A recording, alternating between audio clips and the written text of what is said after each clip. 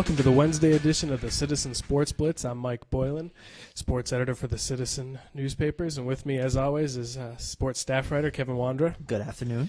As you can see, we have a new setup here in our studio/office.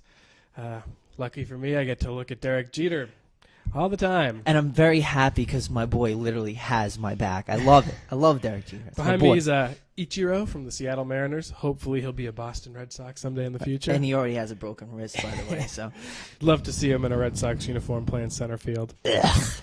But today we're talking high school softball, high school volleyball, and high school cross country. So we're going to start with softball. Kevin, you went to a game yesterday. What'd you see? I saw number 6 ranked Whitewater absolutely demolish region opponent Banneker 13-0 in 5 innings. Jamie Saunders was the standout at the plate and on the mound for them. At the plate, she went 3 for 3 with 5 RBIs, including the 3rd ever home run hit out of Wildcat Park. She also pitched, holding Banneker to 1 hit and striking out 6. Other standouts for Whitewater were Tess Eccles and Ashley Schwab at the plate. It was a very impressive performance for Whitewater. They were coming off a 3-2 performance at the Shaw Invitational, and they're proving that they are in the one of the top 10 teams in the state. An interesting note about Ashley Schwab: she's hitting .436 this season with 8 RBIs. Jamie Saunders is batting .341 with 12 RBIs this year. And they also have Mackenzie Woody batting .478. She's got 8 stolen bases so far. They're 10-3-1. What do you think about them this year in the region? They're a very tough team. They certainly have a chance of winning the region. It'll probably come down to them, Stars Mill, Northgate, and even McIntosh. And we're going to see Whitewater and McIntosh square off Thursday, and that should be a very, very good game. You mentioned Stars Mill. They got rained out yesterday, but they're 12-4. Their one loss this year is to Whitewater. They got Paige Purifoy as their pitcher. They're getting a lot of big hits from Tiffany Taylor, Ashley Klontz, Heather Walker, Purifoy. They were in a tournament over the weekend and went 3-2 as well. They have Woodward Academy at Woodstock before they play in the Brookwood tournament, so which is next weekend. But they're another top team, and they're ranked 5th in Quad A right now. Right, and having Purifoy, an ace pitcher, and a balanced lineup could take them a long way this year. You mentioned an ace pitcher. I guess the ace right now and possibly for the whole year is Morgan Kidd over at McIntosh. She had 16 strikeouts in 2 straight games. Is that right? It's sick. Yes, 16 strikeouts, back-to-back complete games. She's really carrying the team. She's an outstanding pitcher, and I have heard the other day that Boston College is going to offer her a scholarship. BC. Yep. Yes, be an Eagle. Go for it. All those Tech fans are getting nervous this weekend. Is she the ace of the county this year? You know what? That's tough. Either her, Purifoy, and there's a sophomore at Whitewater, Whitney Toller. I would say out of those 3, it's a tough decision, but if I had to pick one, I give the slight edge to Morgan Kidd. Now, we mentioned Whitewater McIntosh tomorrow. Whitewater then moves on and plays Northgate. Northgate's ranked 4th in Quad A next Tuesday. So 4, 5, and 6 are Northgate, Stars Mill, and Whitewater in Quad A. We're talking county softball. You can't forget to talk about Sandy Creek. Now, they're in Class AAA, but they've had a very successful season. They went 4-1 in the Central Carroll tournament. Their only loss was to region opponent Villa Rica. Last week they played Woodward Academy. They won 5-0 after a bit of a delay. What I could tell you about that team is they've got strong pitching. Kayla Folds looked great last week, and they're a slap-hitting team. They make a lot of contact. They get on the base pass. They make people make mistakes. I know Lisa Pierce is very excited about her team this year. They're looking really good. And you mentioned Kayla Folds. Don't forget Hannah Braswell, too. They have a potent 1-2 pitching combination. Absolutely. And the one person who really stood out last week on offensively and playing defense is Candace Dunn. She looked great. Never gives up on a play, and I know that she's just one of the top players for that team. Sandy Creek will be back in action today, taking on Fayette County. Fayette County faced McIntosh last week, and McIntosh pulled out a 5-0 victory. And I know we didn't bring up some of their hitters earlier, but keep an eye on Ariel and Amber Shaw, Jessica Conaway, and Shannon Rito. They have some potent hitters at the plate. We've seen a lot of just great softball so far this year, and with the regions heating up, it's just going to be better and better every week. Very competitive. We'll be back after this break.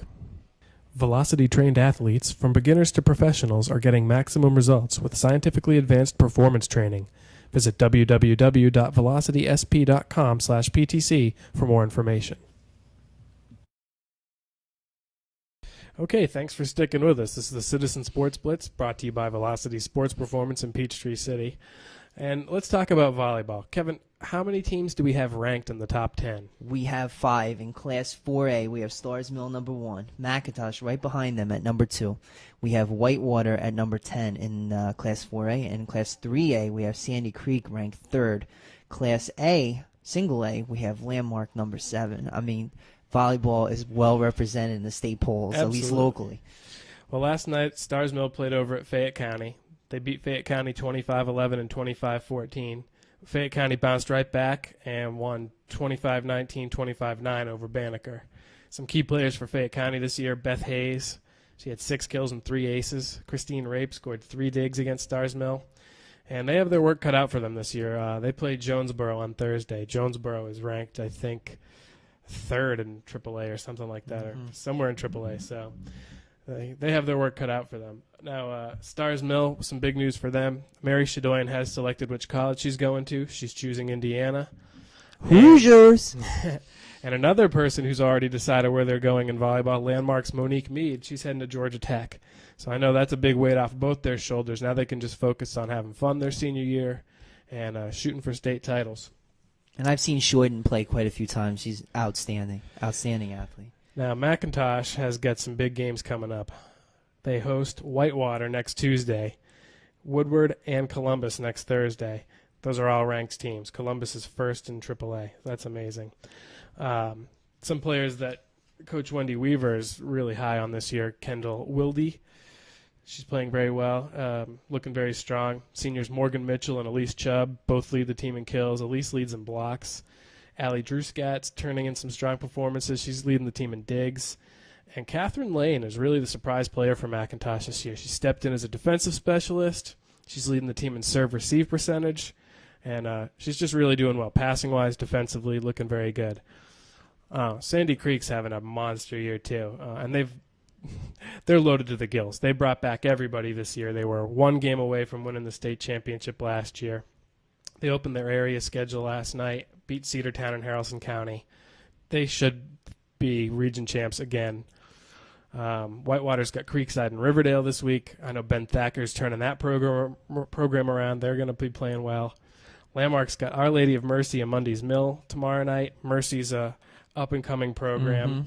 They beat Southwest Atlanta Christian and Green Forest Christian last night, beat Saca 25-13 in both sets, and then beat Green Forest Christian 25-7, 25-19. Got Kelly Tolcher, their senior. She had 6 kills, 2 blocks, a dig, and 3 aces.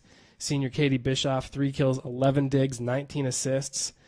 Sophomore Sam Morris, 7 kills, 2 blocks, and 8 aces.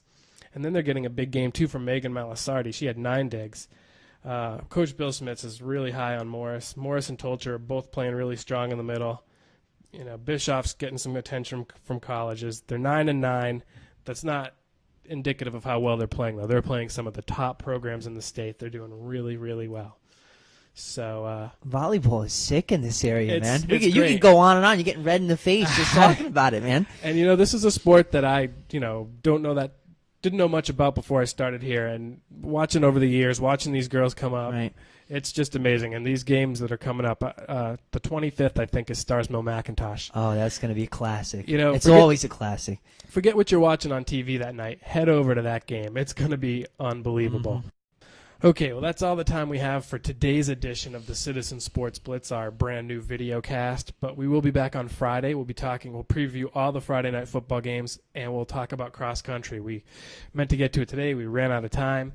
Cross country will get their coverage on Friday. We'll talk about last week's results and also preview what's coming up this weekend. I think they're all going to the Alexander Invitational. Or it's now the West Georgia Challenge, but that's always a big meet, always fun. So thanks for tuning in, and we'll see you next week, or see you Friday. See ya.